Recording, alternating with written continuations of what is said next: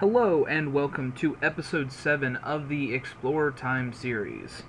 Guys, we're moving along at a pretty good pace here. We just set up a new energy system last time, which is working out fantastically. We're going to be doing some more working on that today, but also there's a whole bunch of other sort of random things that I'm going to try to explore through the mods. I don't really have a good solid plan about what I want to do other than working on energy system. But yeah, we're going to take a look at some of the various things that are available to us and just see what we can get done. I'll see you in just a moment once I've gathered some of the materials together. So not that I particularly expect this to go bad, but I figured I'd go ahead and record myself doing it. So we're going to take that out, drop that, put that in there, boom, Builder's Wand. Awesome. I'm going to make a second one because my wife requested it. So boom, boom, boom, boom, boom, boom. 2 Builder's Wands. Check. Alright, so I made a couple of things for my wife. I'm going to put her Builder's Wand into, hopefully. I've got myself an oak table here and an oak case along with her Builder's Wand. So let's go ahead and hop up where she's doing her work in the dome there. Oh, wow. Wow, she has done a lot of stuff. This was all just bare, plain stone. Like, I don't even think these stone bricks were here. Wow, she's making several little rooms off the side of the main hall here. I think she put in these pillars too, because she stopped. I know that she stopped, or rather started these floors where the pillars naturally ended before. So, wow, she is really putting it together. This place looks pretty nice. But yeah, you can tell this is why she wants the Builder's Wand so bad, is because she's having to lay out all of these stone slabs herself by hand. So of course a Builder's Wand would help her out immensely with that. And we're glad to help her out. We are glad to help her out indeed. Alright, so let's, now that I've taken a moment to look at what she's been doing, let's set this stuff down. So I figure just right here, she'll be able to see this very clearly. And then we'll throw that on top of it. Oh, does it not work that way? Can I not? Okay. There we go. And then we close the lid.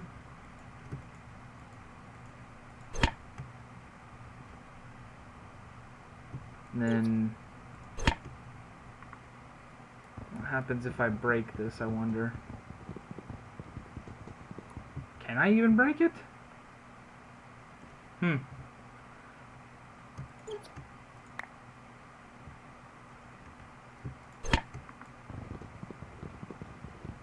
not sure. But anyways, yeah, put something together for her. She can find it up here.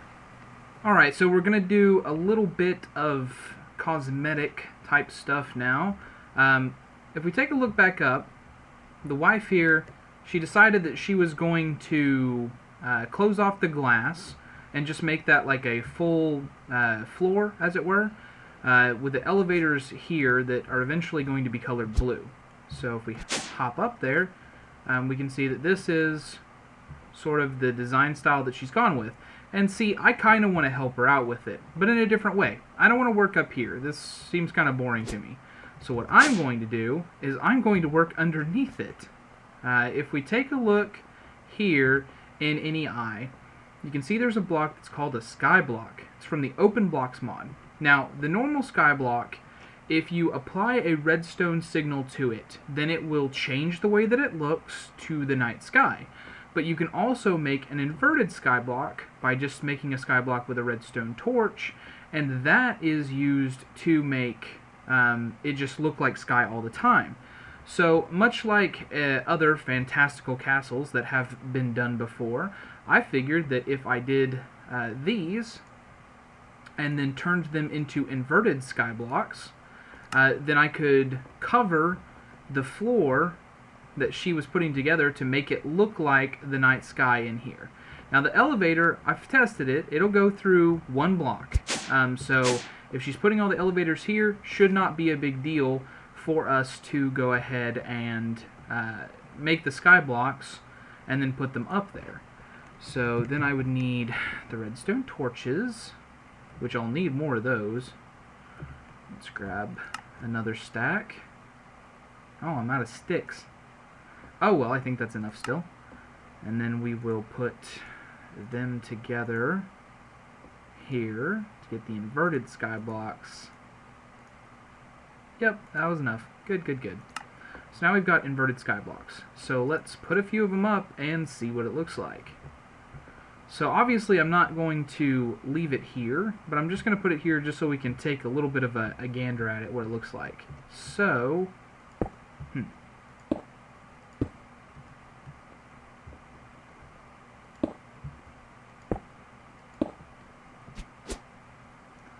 see, if it's night out, then it'll be dark. It'll be very much just like the sky would be wherever it is you're looking. See, I can even see the sun rising over there in the distance. So I think that'll be super cool. My wife will flip when she first comes in and sees it. She won't even know what to do with herself. She'll think that I'm using some kind of weird magic from a mod or something like that. But alright, so that's what I was working on. I'm going to build some scaffolding to kind of get me up there, and then I'm going to start placing the blocks. I don't have anywhere near enough of them right now to cover the whole thing, but I'm going to start it out here in the center and see if I like the way that it looks, although I really do imagine I'm going to, and then we'll go from there. And there we go, that's the center part covered. As you can see, there's just the tiniest bit of like a graphical glitch as you're moving around, but it does show you what the sky looks like outside, which is pretty darn cool, honestly. Man, the maker of Open Blocks sure has put a lot of work into just making random cool things rather than really working towards anything super powerful, which is definitely nice to see in a mod author. But yeah, so I think that looks neat. I think it's going to be super cool once I get it all the way across, although I'm going to have to make way more stuff to actually get there. But yeah, let me show you the other thing that I did. I'm not sure how much longer I'll be able to wait to show you this, so I got to get on it now. But down here in the underground area, I dug a really long tunnel. And then I set up the quarry here. It finished the second part of the nether. So I put it here, and I've got it mining out down here. I'm just going to take out this whole area using the quarry, and then I don't know what I'll do with it. I think that this will be where eventually the spawners end up, is down, like way down underneath the base here, rather than out to the side of it, because I think that that's a better place for it, really. But yeah, so that's the other thing that I've got going in addition to looking at the sky blocks here, which I'm so happy with, actually.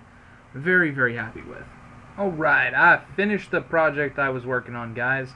Just wanted to let you see it. It looks gorgeous, but there is one noticeable problem. If I look up at it, I take a pretty big frame rate hit. I know that you can probably tell as I'm swiveling the camera around, but gosh, it just looks so amazing. I'm really, really impressed with that block. Alright, going along with totally a random theme here of what's going on, I set up a creeper spawner. So I think it's pretty clear what's going on there. I've got the soul shard in there. I went into a roguelike dungeon and just ate a whole bunch of creeper spawners. Unfortunately, could not record that because of FPS lag while in a roguelike dungeon. I just can't handle it, unfortunately, guys. But yeah, that's what I did to get it. Then I've got iron spikes lining the bottom there, just killing the creepers for me, rather than using grinders this time, because I didn't want to have to worry about managing the mob essence yet. I'm still not quite in the position where I can have mob essence taken care of, such that I can have a spawner run off grinders all the time. So I've got the iron spikes, and then got a magnet torch up top, and then one on that side, I think, to help prevent stuff from spawning in. Down here, I've just got it being fed into ender chest with an advanced item collector, so it just snaps all the stuff up, throws it down in there. I was getting a little bit of experience for some part of it, I'm not sure why, but anyways, I set up a vacuum hopper to just collect all of the liquid XP that came out.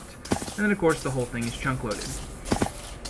But yeah, so now my lovely wife, who is very interested in the flans mod, will be able to go ahead and get cracking on that, because now we have all the gunpowder she could ever need. And of course it's useful for other things too, so I am not worried about this at all. It is fantastic. And yeah, speaking of flans, it looks like somebody on the server got really crazy about it and just went ahead and made all of the different boxes for all of the different weapon packs we have installed, up to and including the Nerf blaster box. So yeah, this gives everybody something to do. Myself, I'm more interested in these guys. Really want to take a look at this and see how cool it is. Pretty interested.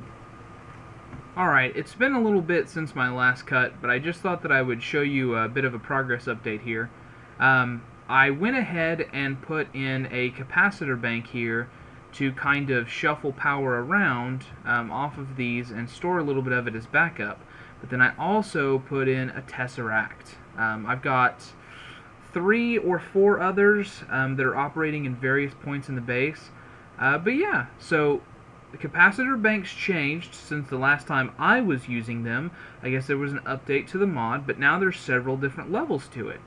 If we take a look here, these are the old capacitor banks, which you can see say depreciated. They're no longer the norm. There's no crafting recipe for them. If I start tapping away on it, it's not going to offer me any kind of a recipe to it.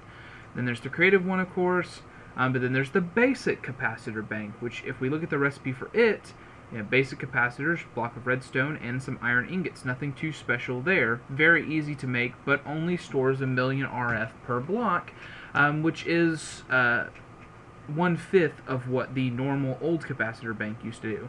So then if we take a look at what's now called the capacitor bank, you can see it's made with the double layer capacitors, electrical steel, and the redstone block still. And that one's the way that it used to be. 5,000,000 RF per block. Same structure type, I'm sure, holds all kinds of power, but you know, with all the resources that we had, I just felt like I should go ahead and go top tier, and I made one of the vibrant capacitor banks, which you can see have a storage of 25 million per block, which is quite impressive. It should be for the recipe, because it's electrical steel, 4 of the octadic capacitors, and a vibrant crystal, which none of that is cheap. Really. I mean, the electrical steel is probably the cheapest thing, and you still have to finagle silicon and several other materials together to make the alloy. The octadics are pretty expensive, requiring 2 different alloys, as well as some ender pearls and some glowstone. And then the vibrant crystal, of course, requires you to have made the vibrant alloy, which you can then turn into the vibrant nuggets and put around an emerald like so. So again, not inexpensive at all, but we're not really hurting for it. So yeah, I made one of those and then put up some tesseracts around to the different parts of the base to shuffle the power around. It's working out fantastically. These are having no trouble keeping up. The only thing that I don't have running off this right now is the quarry. That is still running on the old power source because I did not know this would be able to keep up with it. But given that this is not having any trouble keeping up with all of the applied energistics network stuff that we've got going and the several other machines that we've got going, I think I might give it a shot and see if I can run the quarry off of it and maybe get a little bit more of a boost out of it. Maybe even put like a speed upgrade on it. It'd be fantastic. Ahem. So, speaking of the quarry, I figured I'd go ahead and show you that I've made some improvements to this room too. I've got everything coming in from the quarry here, and then it's being shuffled through a series of pipes up and down these walls until it gets to all of these different deep storage units. I've just got one for several of the items that are coming in. Anything that's real basic does not have one, but all of the different ores have one, and it's been crazy. I've been quarrying pretty much non-stop since I started the series. There were a couple of days where I didn't have it going because I just didn't play very much, but yeah. So if we take a look here, you can see you've got a decent bit of soul sand that's not really moving because I don't have a quarry in the nether. But let's see, yeah, iron ore, 61,000 iron ore, and just ticking up. Not too shabby at all. And several of the other resources are in the same kind of category. Iron's the most prolific, of course, but copper, tin, not very far behind. if I take a look at this one's probably most exciting to me for whatever reason. But yeah, I've got just about 6 million stone coming in. That's a lot of stone, a lot of smooth stone available for many projects. But I'm also looking at, even though I've got all this set up, I want to move it all, because I just installed another mod into the series. I took out infernal mobs because it was messing up all of the spawners, and I put in compact machines, which if you'll remember from the Hermitcraft series that we were doing before, the compact machines mod has essentially single block structures that act as tiny rooms. There's several different sizes for them. They go all the way from the one that's made out of wood, which I believe is a 3x3x3, so very, very tiny, to the one that's made from nether stars that is a 13x13x13, if I remember correctly. So pretty big, actually. You can do a lot of stuff in 13x13x13, although not put a full blood altar into, as we saw last time in the series before.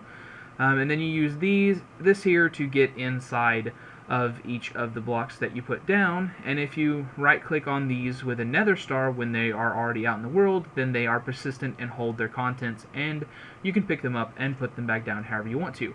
Now, we started a base in the Hermitcraft series that just kind of fell apart when the server fell apart on us. We started calling it the Maze, and guys, we're gonna give that another go. I'm going to move all this stuff into it, but first things first, I've got to get enough nether stars to even begin to put it together. To that end, what I'm going to be looking at, if you'll remember, again, from the previous series, we're going to be looking at the Wither Killer here. So, it takes, I believe, 8 nether stars to get this thing up and running the first time, plus a lot of obsidian and diamonds. So the wither blocks themselves are iron bars and a diamond-infused obsidian, which you can see the recipe for that there. I need 5 by 5, and then I need 2 layers of that, and then 1 layer that's just going around the center.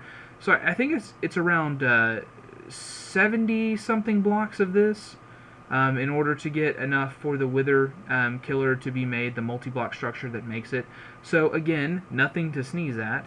And then the Wither Killer itself requires some of the more of the Wither blocks, Logic Matrix, Bow, Diamond Sword, Chest, and the Imbued Nether Star, which again is 8 Nether Stars around a Machine Core, which is Iron and Gold, around a Radiant Core, which is Gold and an Ender Pearl. So, that's my next goal. I need to get that going, so that way I don't have to fight the Wither a million times in the series, which is something that we did do in the last series. And then once we get that going, and it's just killing as many wither skulls and soul sand as I'm willing to put in, then we can work on getting into the compact machines and start the maze back up. So, pretty excited, guys. There's so much stuff available to us now that I'm very, very happy about. Alright, so I'm ready now. I've got some of the wither blocks up there. I made enough to make the Wither Killer. I'm not 100% certain if those things are witherproof like the other blocks are, but we're going to give it a shot. So, basic setup here, you can see. I've done this before, so you guys should be familiar with it at this point. It's also pretty famous, apparently. Lots of YouTubers have done this kind of thing. Anyways, layer on the bottom, complete. Layer on the second is hollow in the middle, and then I've got 1 block up top. So you put the wither on piston, make him, flick it up, goes in there. Assuming that this is witherproof like I think it is, then he'll explode out of it and nothing will happen. And then I can just proceed to kill him and he's unable to move or damage me. So let's give it a shot. If not, I will actually have to fight the wither, and it has been a long time since I've actually had to fight one. But we're about to find out for sure. As soon as he powers up, which is taking way longer than usual for whatever reason. Oh yeah, those are not witherproof at all.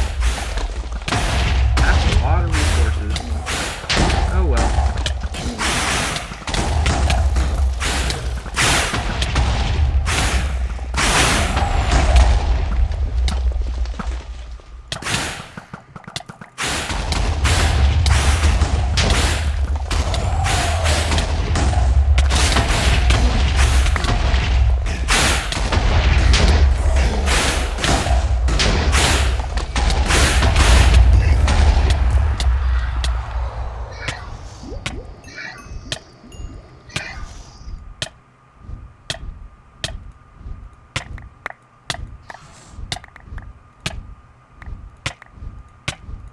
You just toss all this stuff into the network there. So yeah, I'll have to make a few more of those because apparently those are not witherproof at all. But yeah, there's our first successful wither fight. Glad we got that out of the way. So yeah, with the successful wither fight under our belts, that's where we're going to have to go ahead in the episode. I hope you guys enjoyed it. If you did, please do leave a like on the episode. It'll really make me feel appreciated. If you want to see more, please feel free to subscribe to the series. There's a lot more coming. I've got lots of plans now on my plate for things that I want to do, having gotten a lot of this random stuff out of the way. Anyways, I'll see you guys next time. I hope you have a great day.